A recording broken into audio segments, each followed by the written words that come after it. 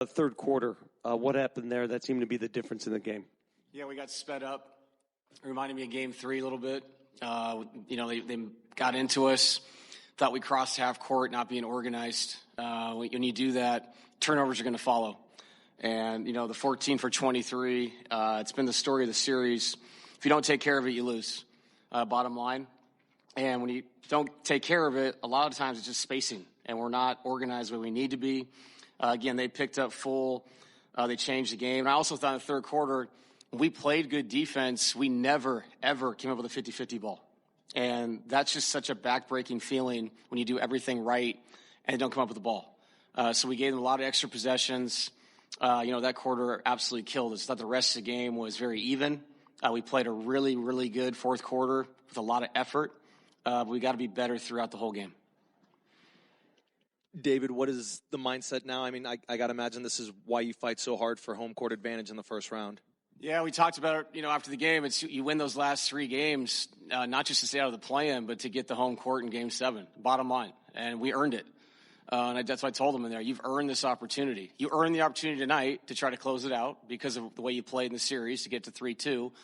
But now you have the opportunity to go home in front of your home fans and advance. And so, you play all year for that. We got that opportunity, and we're very, very excited to go back out there and play again. Coach, I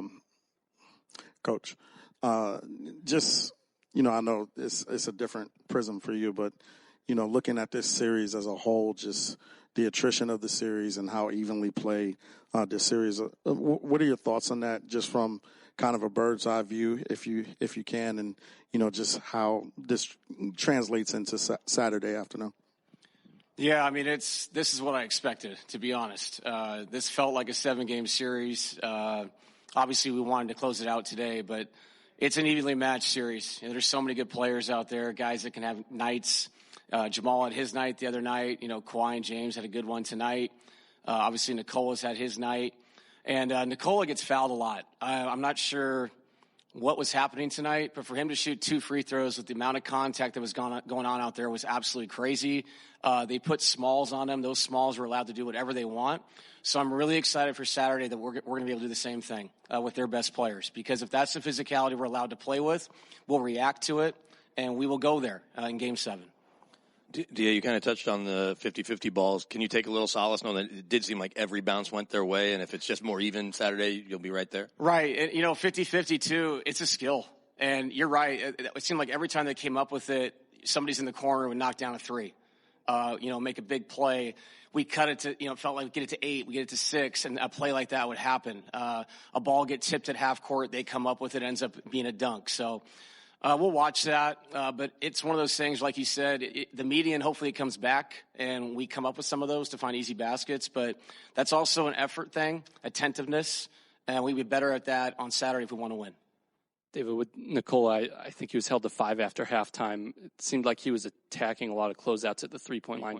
When it's being officiated a certain way, when they're playing pretty physically and he's not getting much at the rim, would you rather just see him take those threes eventually, or what are you kind of seeing in terms of the reads that he's making on those? Yeah, it's a good conversation. He was 2 for 4 tonight. I don't know. I think he felt driving the closeouts with Zubats. If he gets by him, he's creating offense for other people. Aaron's playing behind the defense. It creates corner threes, things like that. But probably have a better mix on Saturday. Let that thing fly a little bit, especially when Zubats is down the floor. But Nicola, everything he does is trying to be the most unselfish player he can be. Saturday, maybe we need a little more selfishness from the three-point line. Yeah, David, I know this is a different series than a year ago, but last year against Minnesota, you got to the 7th game, and fatigue seemed like such an issue, especially by the second half of that game. How can you manage sort of the next 48 hours to get these guys to the second half feeling a little fresher? Yeah, I think maybe you have to be more creative substitution-wise in Game 7 earlier in the game, because the second half is going to be what it is. They're going to play their guys. We're going to play ours. Tonight, I think James and Kawhi were out for maybe a minute in the second half. So we know that's what Game 7s are. And I think it's sitting down with the staff, looking at the rotation. I thought Peyton played well tonight. He had good activity, trying to get guys in and out quicker, and trying to save minutes early. And then obviously I brought this up tonight because we were so running uphill. It felt like I used a lot of timeouts, and sometimes it's easier strategically to use those for rest during games. Tonight was not the case. So we'll sit down and talk about that. I'm sure they'll have the same conversations with the minutes they've played. But yeah, off our feet and try to be more creative with the minutes for sure. David, they went much or relied on Nick Batum much heavier in the second half. I guess what kind of dynamic did he add to the game as a whole? Well, yeah, I mean, he makes rotations harder. He's a guy that can really knock down the 3-point shot. But like I said, I thought late in the game we figured something out with how we, shrunk behind the ball. The main defender, the point defender, because we don't want to be hitting the whole game. And the one time I called the hit from half court and Jones made the three, sometimes you have to live with that. But when they have all shooters out there, yes, it is one-on-one defense, but it's also a much better shrink, more stunting, more up the line, more aggression can help those guys who are guarding these two really good players. David, you kind of touched on it there, but in the fourth quarter when you guys make that run and you get it so close, what was working and do you feel like you let it slip away when you get so close and you're not able to just close it out? Yeah, I mean, our defense really picked up, and, we forced them to drive to the basket and try to make individual plays, which led to runouts and easy baskets for us.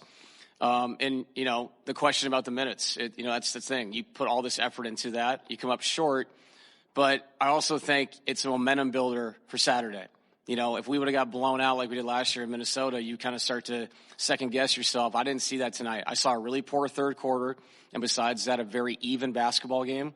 And we feel like if we can play 4 quarters like we've done, in Game 5 and in Game 4, obviously the first 3 quarters, if we can, replicate that to Game 7, I think we'll be in a good place. Yeah, you kind of touched about having the luxury, the reward of fighting for the home court to have it in Game 7, and the Avs won tonight. I think in large part having a good crowd. So how big will it be to have the Nuggets crowd revved up for the Game 7 Saturday? Yeah, it's going to be huge, and I hope everybody go to brunch and come. It's 5:30 game. We need energy. We need juice. Your home crowd can help you with that, but the crowd is one thing. We have to be more responsible with the ball. That's going to be the key in Game 7. We have to have quality possessions. We can't race the ball up and down the floor, not be under control. We need to control the pace better than we did tonight. Thank you, Coach. Thanks. What's the difference tonight? I think, like Coach mentioned when he came in, it was a lot of 50-50 balls and loose balls that we needed to get that turned into points for them, and that was big for us, especially for their momentum, them being at home. Like, we got to nip as many of those in the bud as we can. So I'd say that it was a lot of 50-50 balls. Their physicality was amazing, and they're a great team. How much will the home court help you in Game 7? I mean, I think it'll help us, but I mean, we got one here in LA as well. They got one at our place, so I think it's anybody's game. You know how Game 7 is, emotions are flaring. It's a big game. We just got to come out and show up. We know our fans will be with us, ride or die, like they always are, but it's up to us to go out there and produce. What do you draw on last year's Game 7 in Minnesota? Does that help you or hurt you in a situation like this? I think it helps us, to be honest. I mean, we all have a fond memory of that, and we would never want that to happen again, for us to lose a playoff game, a Game 7 in front of our fans. So I think we're all going to come out with a concerted group effort and a mindset to go out there and win that game. Obviously, we would have liked to finish it off tonight, but regardless, this was going to be a dogfight of a series. So I'm glad. I wouldn't want it any other way. This is the dogfight we needed. That 12-0 run in the third quarter, just how killer was that for you guys? It was big. It was big. Their 12-0 run you're talking about? Yeah, it was big for them. It hurt us a lot. They got some guys on their team that have been in this league for a while, some seasoned vets, and they made the right plays at the right time in order to secure a W for them. So, it was a big time run, but they made big time plays all game. David mentioned how he feels like you guys have the momentum going into Game 7 because of the way you played in that fourth quarter. How big is it to kind of finish this game strong, even though you came up on the wrong end? I think it's definitely good to build on the momentum we've created here in the fourth. I think we saw some things down the stretch that worked. And, obviously just having this game under our belt is just another game of experience. We saw a bunch of different looks from them defensively. And we know how to attack them offensively at this point. We've seen everything. So I think it was a good game, obviously, to develop our offense and another challenge for us in this postseason moving forward. Peyton, you just said the dogfight we needed. What do you mean by that? Why'd you guys need a dogfight? I mean, I think that at this level and every level of, competition, sports, whatever the case may be, adversity is always good because you can find things to work on and take it as a lesson and not a loss. And I think that that's what we're all going to do. We're going to try our best to, bounce back from this and get a win next time. You said that if you're allowed to attack their stars the way Joker was, smaller defenders, that it should